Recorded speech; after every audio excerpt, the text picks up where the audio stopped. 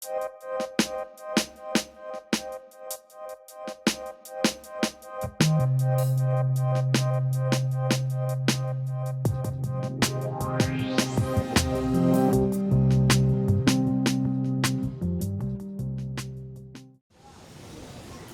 همه چیز رنگ دلهره داشت، من گل جشن و شادی بودم.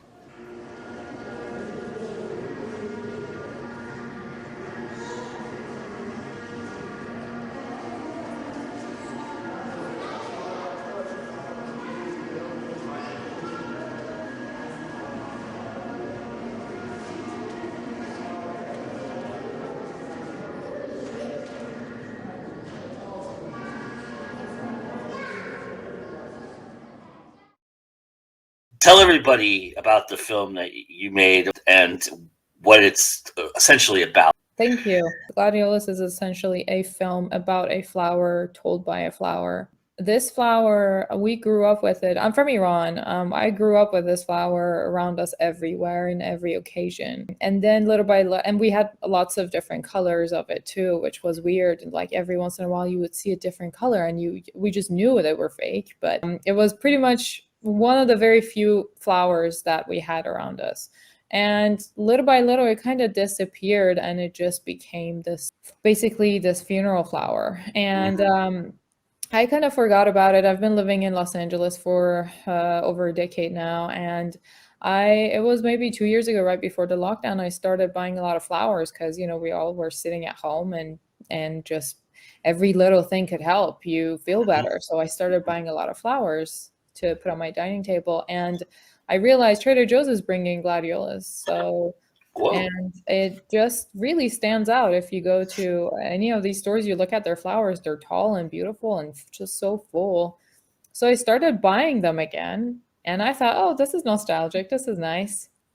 And then I was posting pictures of it on social media or telling my family I'm buying gladiolus. And they were like, why would you do that? Why would you buy this flower? And I was like, why not? This is a beautiful flower, but it's that context that we have for it that was like bothering them. And that was so fascinating to me. So after a while, I thought, oh, this is just not fair. I think I want to just make a film about this flower. And then eventually in the process of getting together all the footage that I found and whatever I was shooting, I decided to become that flower, which made more sense to me to, be the flower and defend myself. So that's how the project was born. And it's the shortest film I've ever made, but I think I like that I was able to get my message and my story across in such a short time.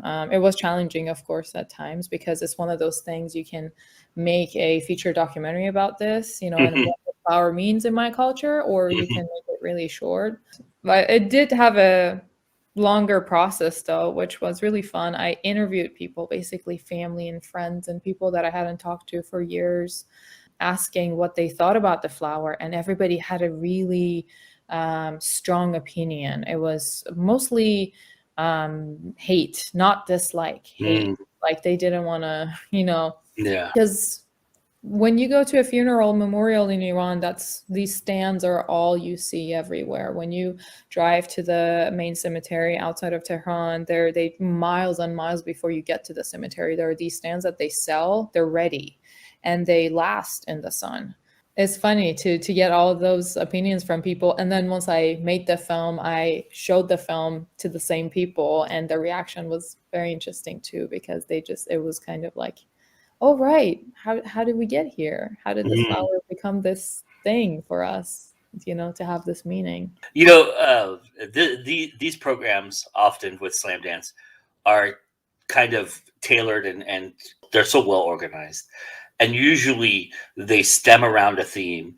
And I really felt like this year's theme spoke to every short subject documentary and every short, really, even that I saw. And it's, every documentary wants to bring awareness to what their cause is and what the idea is. That's the purpose of a documentary in many, many, many instances.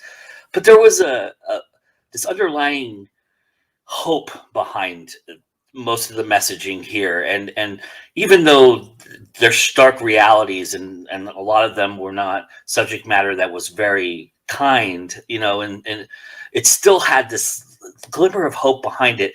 Not only that, but this essence of tolerance. And I think in this day and age, that is so, it's imperative almost to, Mhm. and I'm kind of curious from your perspective, if obviously you had motivation because people were saying, they were spewing hate toward it, and so you wanted to give it a different perspective. Well, but was that the intention all along, was it so that you could have some kind of hope and some kind of tolerance behind what exactly you were trying to represent in this film? I mean, I think I already changed some opinions about the flower. So then I realized after I showed my sister was the biggest critic. I repeatedly heard from her that she didn't like the idea that I buy this flower because there are other more beautiful flowers, more exotic flowers. We're in America. There are like all sorts of things coming here to these stores, and after I showed her the film, she started buying them, which was without, she didn't admit that she was wrong or anything, but she just started buying them. I definitely want to draw a much bigger picture than bringing attention to this one type of flower. This is mostly about, the culture I've come from. We love mourning. We love funerals. A joke that we make is that family members that don't see each other from time to time, they all get to see each other in funerals.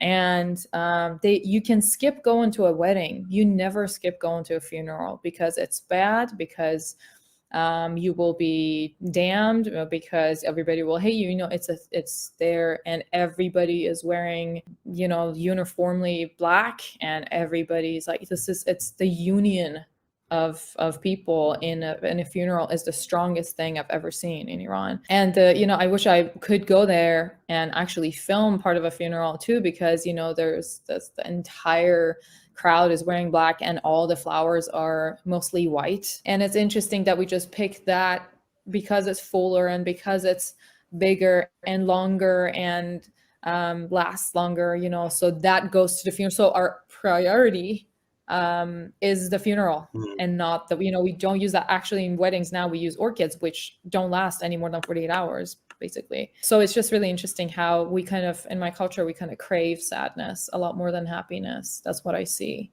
And I was hoping to bring that into, I don't know, bring it in front of their eyes. Maybe it raises some questions for them too. Mm. So you had an intended audience for this. Is that why you chose to do Farsi overdubbing your native language over it? They were not actually my intended audience. They're usually, I mostly, because I don't live in Iran anymore, I mostly make films for non-Iranians actually. Okay. I get a lot of feedback to make sure that I'm doing that right. I do show every cut to multiple people. My husband's American, so he watches my cut like every other day. I will go over subtitles, words, all those things to make sure that the film is understand. They definitely come from my background and my heritage, but the audience is actually usually not Iranians. So I need to make sure all the words are working. People are understanding what I'm talking about. What's too much, what's too little. Mm-hmm. My work is in Farsi as long as I can get the message across. Until when I get blocked or when it really doesn't work anymore, then I go to English. I just speak better Farsi. I'm not too bad with Persian literature. It's a lot, I can do a lot better. And secretly, I'm hoping that people will, come back to films with subtitles, because I think people are avoiding that a lot. So tell me what you love about independent film. What is it that you crave? What it makes you keep doing it? A lot of things. When I watch independent films from, masters of filmmaking, it just does something to me. It's beyond inspiration or, giving me encouragement or anything like that. It's just this sort of magic that I just absorb, that I want to do the same thing. Mm-hmm. There are little things in life that I pay attention to: how people talk, how people walk, how they eat, how they stand, all these little details that I do drive myself crazy a little bit with them, but then gives me a lot to want to talk about in films that I want to make. I think gladiolus is an example of that. It's just one flower that's basically, a I know they're the centerpiece of a table, but they're usually in the background. You might notice a flower for 5 seconds and think they're beautiful, and then you move on. Yeah. And then the rest of the night is about how great your wine is or what your food is. Yeah. So it becomes the background. So I do like, you know, doing things like that, like bringing things to, and I worked on a feature documentary about a disabled artist, and that's the longest project I worked on as an editor and producer, and that was about this person that was also not seen because of his disability. So it was one of the most ambitious things we did ever. It was hard to make this film, but it was great because everybody knows about Andy Warhol. Everybody knows about all these bigger artists, but this guy who's sitting in his house in Salt Lake City painting with all sorts of mental and physical issues, that was so fun for me to try to put the spotlight on him, who might be, he's in the margins, he's a background, but I want to bring him to the foreground. That's what I love to do.